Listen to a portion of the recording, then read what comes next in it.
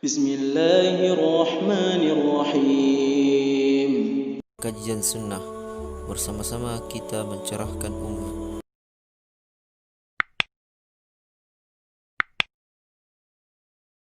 Assalamualaikum warahmatullahi wabarakatuh.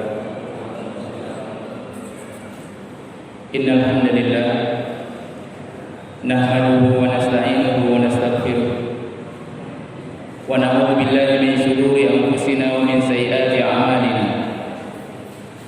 May yahdihillahu fala mudilla lahu wa may yudlilhu fala hadiya lahu. Asyhadu an la ilaha illallah wahdahu la syarika lahu wa asyhadu anna Muhammadan abduhu wa rasuluh la nabiyya wa la rasula ba'dahu. Allahumma salli wa sallim ala nabiyyina Muhammad wa ala alihi wa ashabihi wa man tabi'ahum bi ihsanin ila yaumiddin wa ba'd. Jamaah salat maghrib yang dimuliakan oleh Allah Subhanahu wa taala. Insyaallah pada kesempatan yang mulia ini kita ingin mengkaji satu kitab yang ditulis oleh salah seorang ulama kita,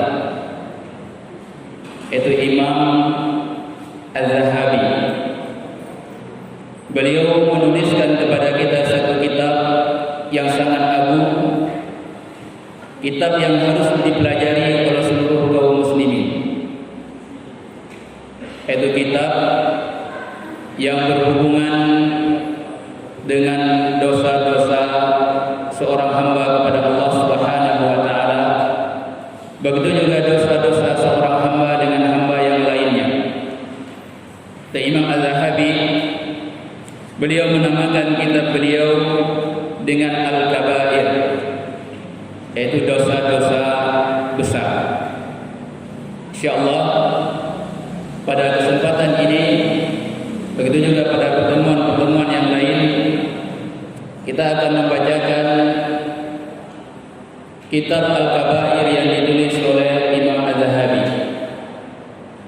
Para hadirin jemaah yang dimuliakan oleh Allah Subhanahu wa taala, agama kita bukanlah agama yang hanya memerintahkan kepada kita untuk melakukan apa yang diperintahkan oleh Allah Subhanahu wa taala.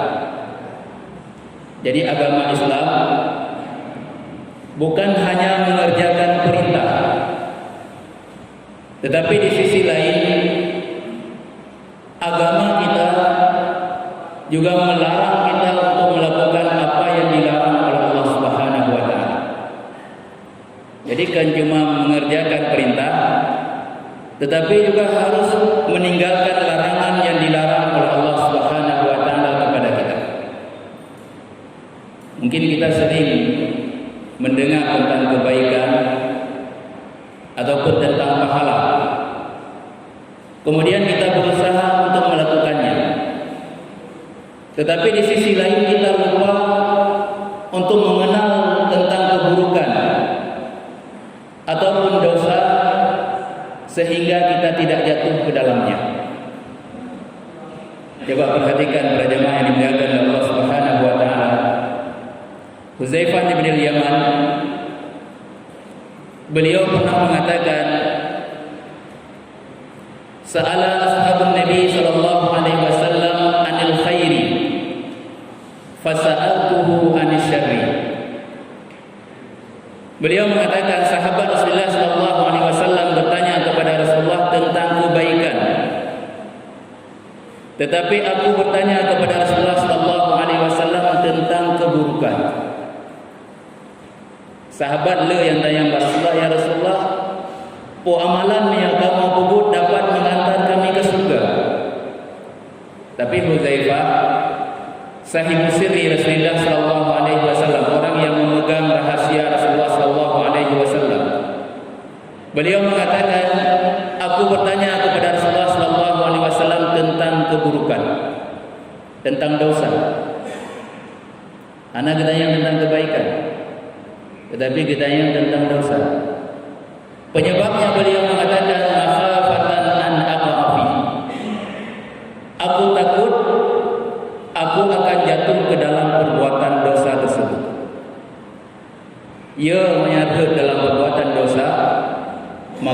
beliau bertanya kepada Rasulullah sallallahu alaihi wasallam tentang dosa. Maka sebagaimana disebutkan oleh Umar bin Khattab radhiyallahu taala anhu, yang kidul Islam urwatan, itu Islam ini akan hilang sedikit demi sedikit. Itu bajut Islam ini akan hilang di tengah-tengah umat manusia. Maka nafil Islam la ya'riful jahiliyah. Ketika orang-orang Islam mereka tidak lagi mengenal jahiliyah.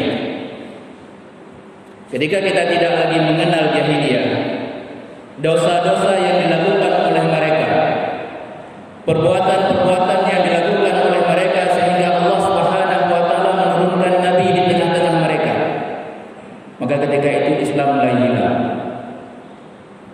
Karena satu dosa kita menganggapnya sebagai kebaikan dan kita melakukannya, sehingga Islam bercampur baur di antara kebaikan dengan keburukan. Kesalahan kaum muslimin, mereka tidak lagi mengenal jahiliyah, itu mereka tidak lagi mengenal dosa-dosa. Maka para syuara mengatakan, araftu syarra la li syarrihi wa li waqihi. Aku mengenal keburukan bukan untuk aku melakukan keburukan itu, tetapi aku mengenal keburukan supaya aku bisa menjaga diri dari keburukan itu. Kotetanya yang taturi dosa bukan untuk melakukan dosa itu, tetapi supaya kita bisa menjaga diri tidak jatuh ke dalam perbuatan dosa. Man la ya'rifu syarr yaqa'u fihi. Maka orang yang tidak mengenal lagi dosa, mereka akan jatuh ke dalamnya. Maka tidak heran hari ini kita melihat bagaimana dengan mudah orang melakukan bermain judi misalkan, baik secara online ataupun offline. Karena orang tidak lagi mengenal bahwasanya itu satu perbuatan dosa, sehingga dengan mudah kaum muslimin hari ini melakukannya. Mereka menganggap itu satu yang dimubahkan oleh Allah Subhanahu wa taala. Maka ketika kita tidak mengenal dosa, tidak mengenal keburukan, maka kita akan jatuh ke dalam keburukan itu dan kita akan melakukannya. Maka para ulama kita cukup banyak menulis kitab tentang kabair. Dan di antara kitab kabair yang paling bagus yang ditulis oleh para ulama itu kitab kabair yang ditulis oleh Imam Az-Zahabi. Beliau menuliskan dalam mukaddimah kitab Al-Kabair itu qala Syekhul Imam Al-Hafiz Syamsuddin Muhammad bin Ahmad bin Utsman Az-Zahabi ghafarallahu lahu. Alhamdulillah alal iman bihi wa bi kutubihi wa rusulihi wa malaikatihi wa aqdarihi. Itu beliau memuji Allah Subhanahu wa taala.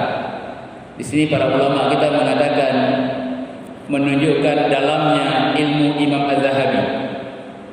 Ketika beliau ingin menulis tentang dosa-dosa besar, maka beliau memuji Allah Subhanahu wa taala yang telah memberikan keimanan kepada kita. Karena ketika orang yang memiliki keimanan yang benar kepada Allah Subhanahu wa taala, dia akan menjaga dirinya dari dosa-dosa besar. Beliau mengatakan alhamdulillah, segala puji bagi Allah Subhanahu wa taala alal iman bihi, karena iman yang diberikan oleh Allah Subhanahu wa taala kepada kita,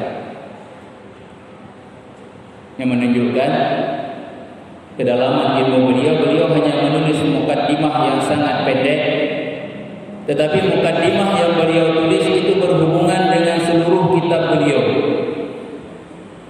Itu orang yang diberikan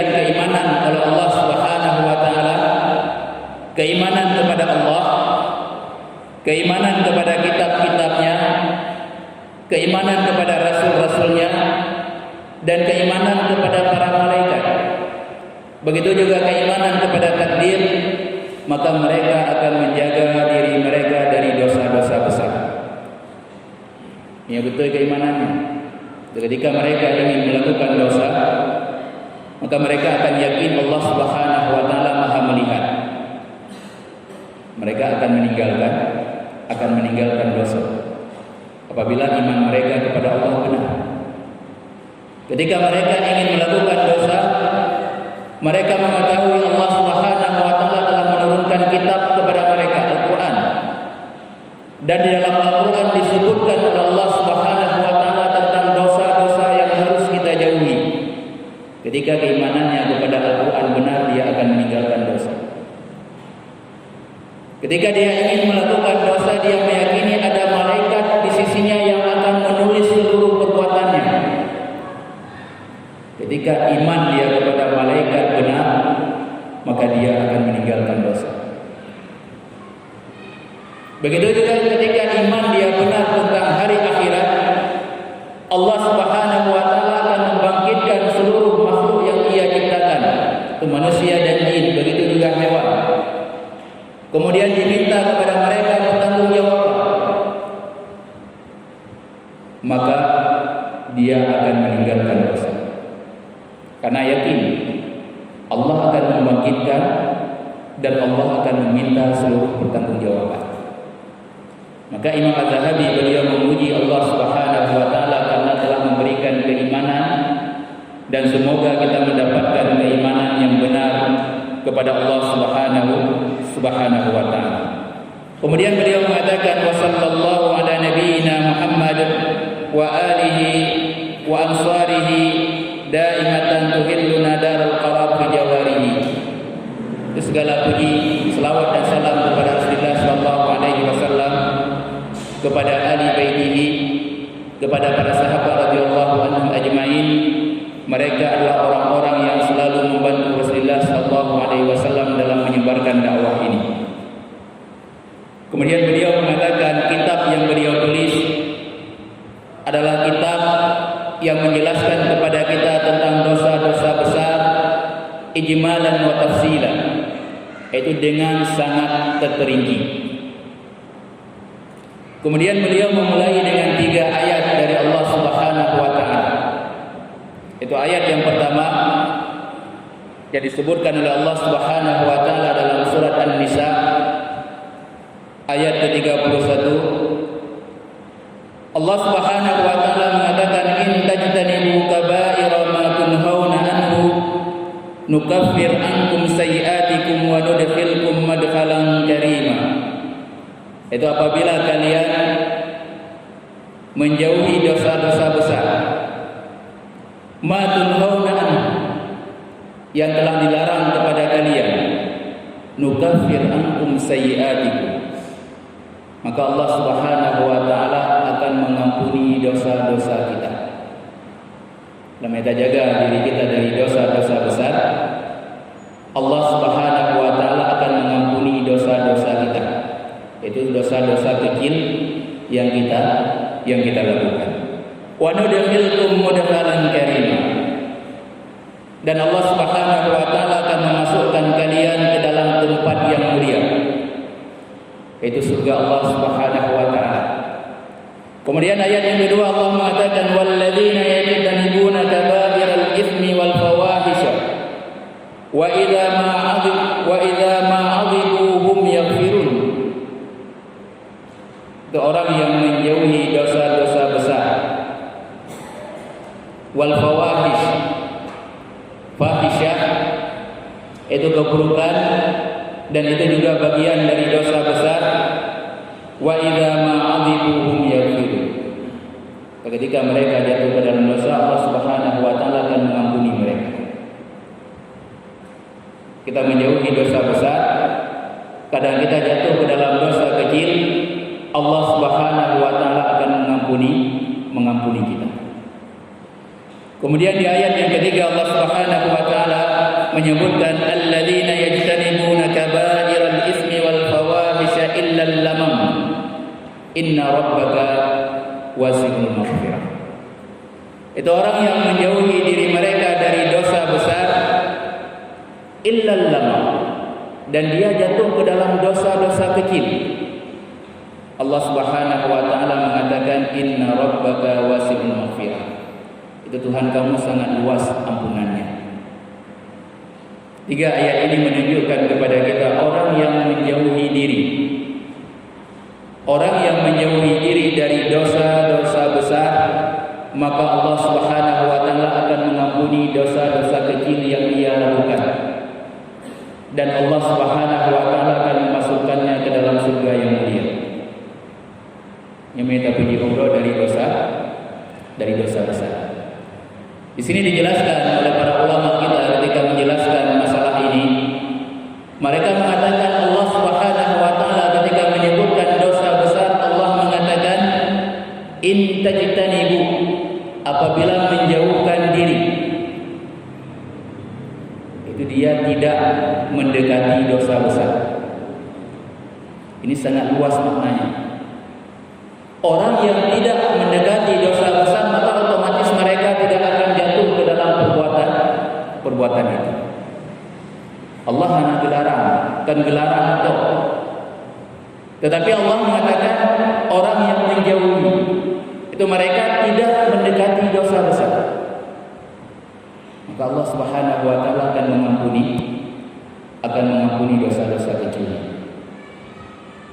Bagaimana ketika kita tidak mengenal dosa-dosa besar, maka kita tidak akan dapat menjauhkan diri dari itu. Makanya Imam Az-Zahabi menulis kitab ini untuk kita. Beliau kemudian mengatakan Rasulullah SAW bersabda, as-salawatul khams, yaitu salat 5 waktu, wal jum'atu ilal jum'ah, satu Jumat ke Jumat yang lainnya, kafaratun lima bainahunna ma lam tukhshal kabair, itu akan menghapus dosa-dosa di antaranya apabila dia menjauhi dosa besar. Hanya salat 5 waktu dari subuh sampai zuhur, asar maghrib isya, kemudian subuh kembali. Ketika kita melakukan dosa-dosa kecil di antara salat kita, Allah Subhanahu wa taala akan mengampuninya. Kemudian di antara satu Jumat dengan Jumat yang lainnya, kita jatuh ke dalam dosa-dosa kecil, Allah Subhanahu wa taala akan mengampuninya dengan syarat kita menjauhi dosa-dosa besar. Asal hanareut dalam dosa besar, Allah Subhanahu wa taala akan mengampuni dosa-dosa kecil kita. Maka kemudian beliau menyebutkan tentang para ulama kita, mereka berikhtilaf pendapat tentang dosa besar. Apa yang dimaksud dengan dosa besar? Sebagian para ulama mengatakan dosa besar hanya ada 7 yang disebutkan oleh Rasulullah sallallahu alaihi wasallam, ijtanibu sab'al mubiqat, yaitu jauhilah oleh kalian 7 dosa besar. Karena lebih dari 7. Sebagian lainnya mengatakan dosa besar itu lebih daripada 7. Dan ini pendapat yang dipilih oleh Ibnu Abbas, sebagaimana disebutkan oleh Imam Az-Zahabi, hiya ila sab'ina aqrabu minha ila sab'a. Itu dosa besar itu ada 70 dosa yang dekat kepada 7 dosa yang disebutkan oleh Rasulullah sallallahu alaihi wasallam. Ibnu Abbas beliau mengatakan ada 70. Para ulama ketika menjelaskan perkataan Ibnu Abbas, mereka mengatakan hadza la yadullu 'ala al-hasr. Itu perkataan Ibnu Abbas ada 70 dosa, itu bukan menunjukkan dosa besar itu hanya terbatas kepada 70 dosa. Tetapi dosa besar itu lebih dari 70. Maka Imam Az-Zahabi beliau mengatakan supaya kita mudah mengenal dosa besar, itu dosa besar itu seluruh dosa yang ada hukuman hudud di dunia. Setiap dosa yang ada hukuman hudud di dunia maka itu dinamakan dengan dosa besar. Berzina ada hududnya. Bagi yang telah menikah dirajam. Bagi yang belum menikah dicambuk 100 kali dan diasingkan selama 1 tahun. Qadzaf, menuduh orang lain berzina tanpa bukti, ada hududnya. Dia dicambuk sebanyak 80 kali cambukan. Mencuri ada hududnya. Itu dia dipotong tangannya apabila mencapai nisab. Kemudian meminum khamar, ini khilaf di antara para ulama apakah hudud ataupun itu hanya sebagai cambukan ataupun sebagai pelajaran yang diberikan oleh Rasulullah sallallahu alaihi wasallam. Itu hukumannya pada masa Rasulullah sallallahu alaihi wasallam mencambuknya sebanyak 40 kali dan pada masa pemerintahan Umar bin Khattab mencambuknya sebanyak 80 kali. Itu bagi orang yang meminum khamar. Setiap ada hudud di dunia maka itu dinamakan dengan dosa besar. Kemudian dosa besar yang kedua disebutkan oleh Imam Az-Zahabi, itu ada ancaman yang tegas pada hari kiamat. Dia melakukannya akan dimasukkan ke dalam neraka. Misalkan hadis-hadis ataupun ayat-ayat yang menunjukkan ada ancaman bagi orang yang melakukan dosa dengan ancaman neraka, maka itu termasuk ke dalam dosa besar. Kemudian yang ketiga, setiap dosa yang dilaknat pelakunya oleh Allah Subhanahu wa taala dan Rasulnya, maka itu termasuk ke dalam dosa besar. Meyana hudud, ada ancaman, kemudian ada laknat, maka itu termasuk ke dalam dosa besar yang disebutkan oleh Imam Az-Zahabi. Itu tanda dosa-dosa besar. Maka beliau dalam kitab ini itu menuliskan 70 dosa besar.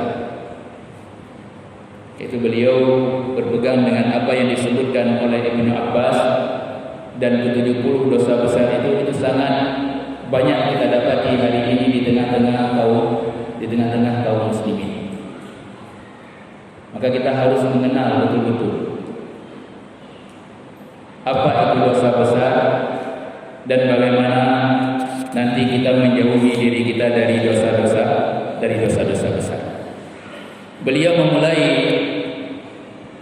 dosa besar yang pertama, hiya asyirku billah. Dosa besar yang pertama adalah kesyirikan kepada Allah Subhanahu wa taala.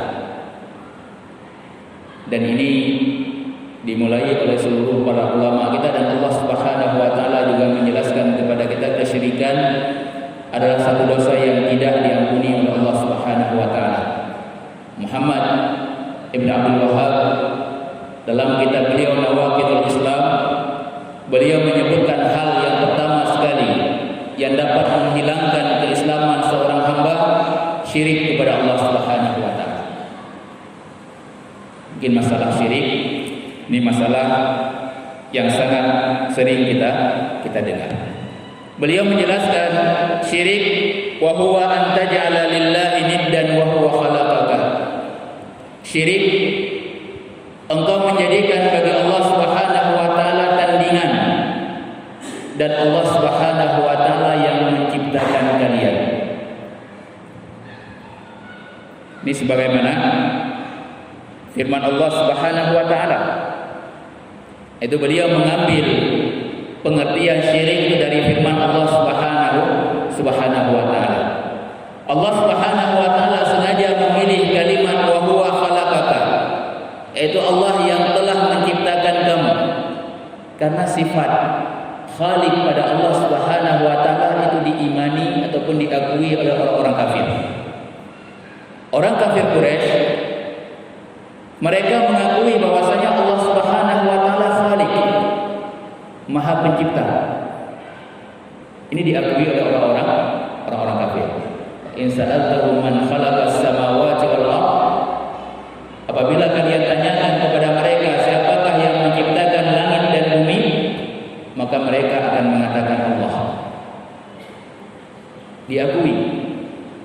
kafir mengakui bahwasanya Allah Subhanahu wa taala Maha Pencipta.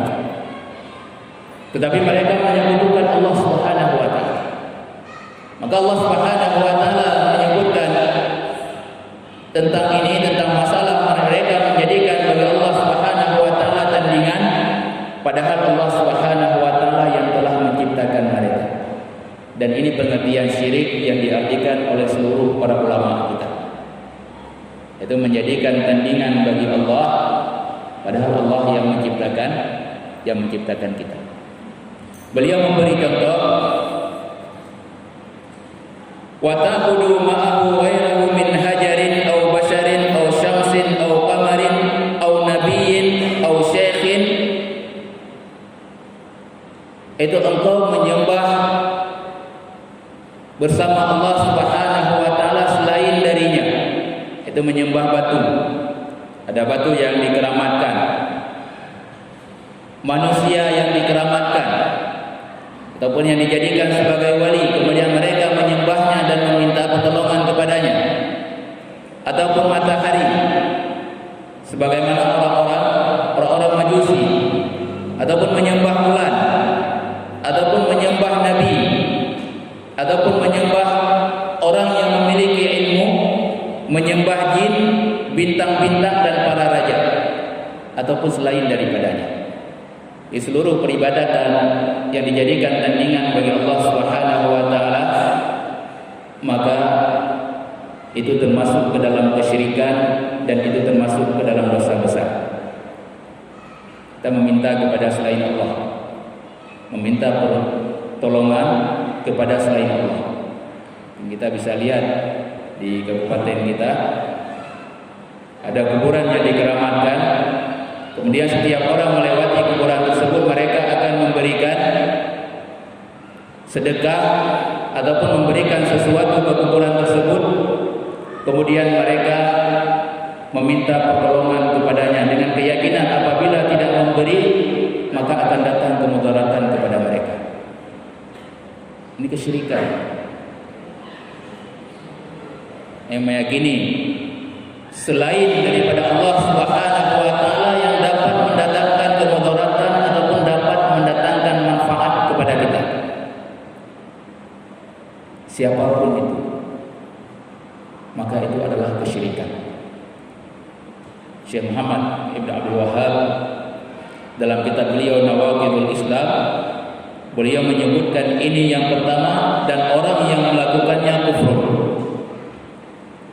dia jatuh ke dalam kekufuran. Berapa banyak dari kita yang melakukannya? Ada pohon yang dijadikan keramat dan orang-orang datang meminta kepadanya. Kuburan-kuburan yang dijadikan keramat dan orang datang meminta kepadanya. Syirkun. Itu adalah kesyirikan kepada Allah Subhanahu wa taala. Siapapun itu, siapapun yang dikeramatkan, sehebat apapun ilmunya, maka itu jatuh ke dalam kesyirikan. Dan orang yang melakukannya jatuh ke dalam kekufuran. Allah Subhanahu wa taala menyebutkan tentang dosa syirik, "Innallaha la yaghfiru an yushraka bihi wa yaghfiru ma duna dzalika liman yasha." Itu Allah tidak akan mengampuni dosa syirik, dan Allah Subhanahu wa taala akan mengampuni dosa selainnya kepada siapa yang Ia kehendaki. Di sini harus dipahami para jamaah yang dimuliakan oleh Allah Subhanahu wa taala. Seluruh dosa diampuni oleh Allah Subhanahu wa taala apabila dia bertaubat ketika dia masih hidup. Mandung dosa, hatta dosa syirik, itu diampuni oleh Allah Subhanahu wa taala apabila dia bertaubat kepada Allah Subhanahu wa taala dan dia masih hidup. Tetapi makna ayat Allah tidak mengampuni dosa syirik dan mengampuni dosa selainnya ketika dia mati dalam keadaan tidak bertaubat kepada Allah Subhanahu wa taala. Ayo mendapatkan dosa selain syirik Nyana kemungkinan dipampun oleh Allah, na kemungkinan hana dipampun min kata taubat ketika masih hidup. Tetapi dosa syirik, kita melakukan satu dosa syirik, kemudian kita mati tidak bertobat, Allah tidak mengampuni. Langsung Yohana dipampun oleh Allah Subhanahu wa taala. Maka Allah mengatakan, innahu may yusyrik billah, sesungguhnya siapa yang menyekutukan Allah Subhanahu wa taala, faqad harramallahu alaihi aljannah wa ma'wahu an-nar, maka diharamkan baginya surga dan tempat kembalinya adalah neraka. Anggap ampun oleh Allah Subhanahu wa taala apabila kita belum bertaubat kepadanya. Dalam ayat lain Allah Subhanahu wa taala menyebutkan innasyirka ladzumun adzim. Sesungguhnya kesyirikan itu adalah kezaliman yang paling besar. Wasiat Luqman kepada anaknya. Maka disebutkan oleh Imam Az-Zahabi, faman asyraka billahi ta'ala summa mata musyrikan fahuwa min ashabin nari qat'an. Orang yang menyekutukan Allah kemudian dia mati dalam kesyirikan, maka dia akan masuk ke dalam neraka qat'an, secara jelas. Tidak ada keraguan di dalamnya. Orang yang mati dalam kesyirikan, maka tempatnya di dalam neraka, dan itu pasti. Kama anna man amana billah wa mata mu'minan fahuwa min ashabil jannati wa yu'zim. Sebagaimana orang yang beriman kepada Allah Subhanahu wa taala dan dia mati di dalam keimanan, maka tempatnya adalah surga walaupun dia lebih dahulu diazab oleh Allah Subhanahu wa taala. Saya orang yang meninggal dalam keadaan iman, maka tempatnya di dalam surga walaupun dia lebih dahulu dimasukkan ke dalam neraka oleh Allah Subhanahu wa taala. Itu nanti dia akan dikeluarkan dan dia akan dimasukkan ke dalam surga. Ini pemahaman Ahlus Sunnah wal Jamaah, berbeda dengan pemahaman Khawarij dan berbeda dengan pemahaman Murji'ah ataupun Mu'tazilah. Mereka mengatakan bahwasanya orang yang melakukan dosa itu akan kekal di dalam neraka. Ahlus Sunnah wal Jamaah, mereka mengatakan orang yang melakukan dosa selain kesyirikan, dia akan masuk ke dalam surga apabila dia beriman kepada Allah Subhanahu wa taala, walaupun dia lebih dahulu diazab oleh Allah Subhanahu wa taala. Maka Rasulullah sallallahu alaihi wasallam ketika mengatakan kepada sahabatnya, ala unabbiukum bi akbaril kabair, maukah kalian memberitahu tentang dosa-dosa besar? Ketika para sahabat mengatakan bala ya Rasulullah, maka Rasulullah sallallahu alaihi wasallam mengatakan al-isyraku billah. Dosa besar itu adalah menyekutukan Allah Subhanahu wa taala. Begitu juga Rasulullah sallallahu alaihi wasallam mengatakan ijtanibu sab'an mubiqat, jauhilah oleh kalian 7 dosa besar. Yang pertama sekali disebutkan oleh Rasulullah sallallahu alaihi wasallam adalah syirik.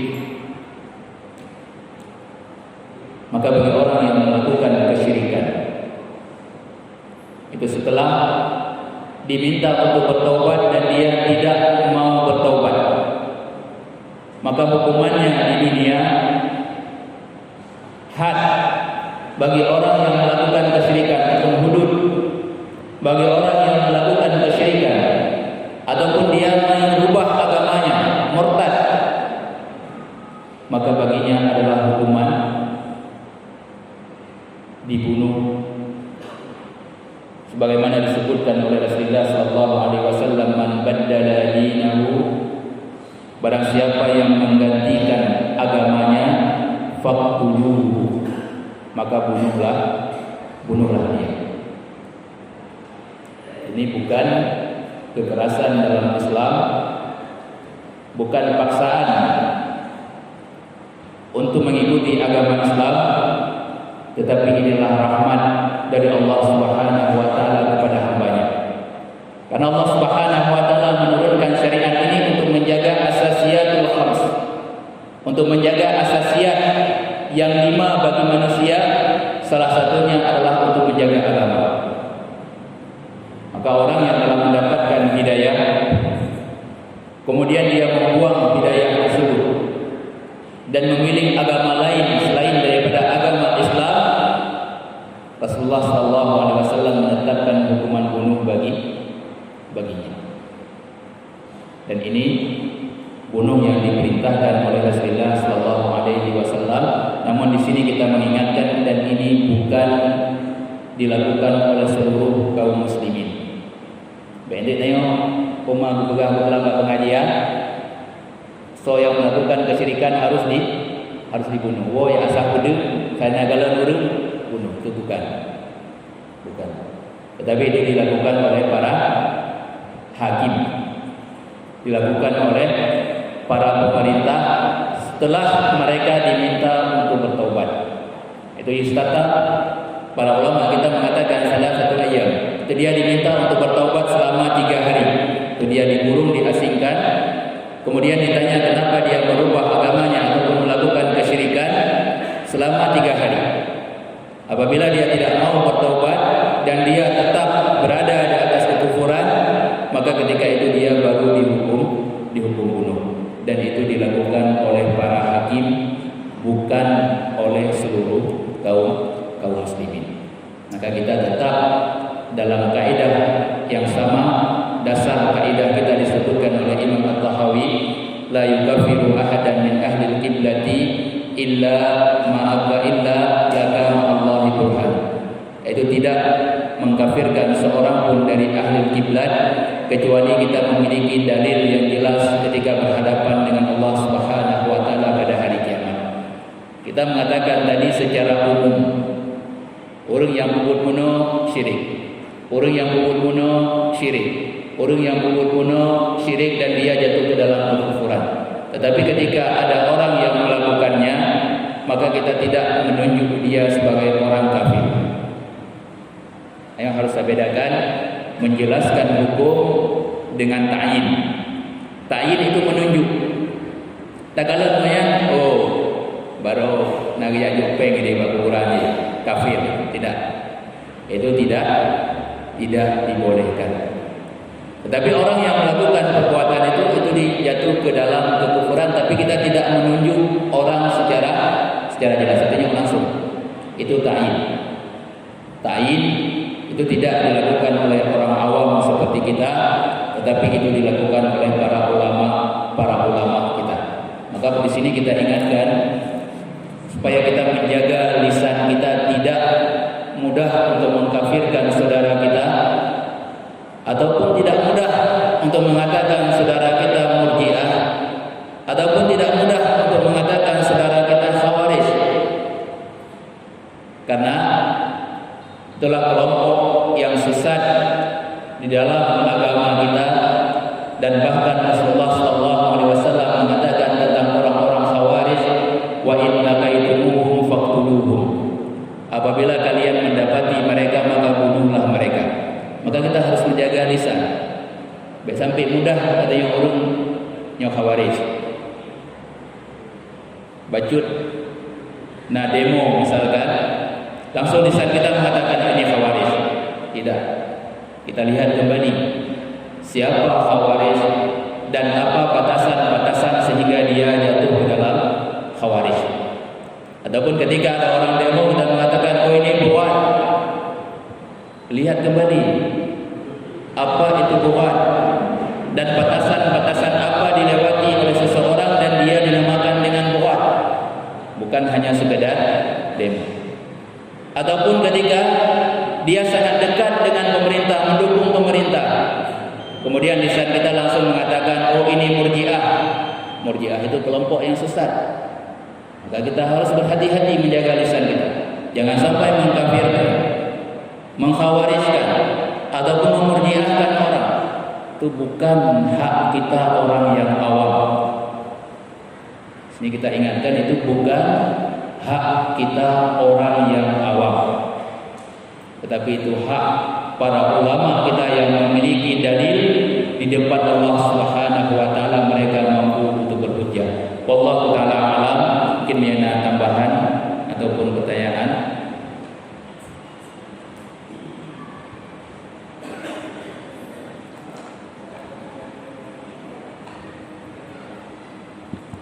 Apabila tidak ada, kita tutup dengan doa kafaratul majlis. Subhanakallahumma wa bihamdik asyhadu an la ilaha illa anta astaghfiruka wa atubu ilaik. Assalamualaikum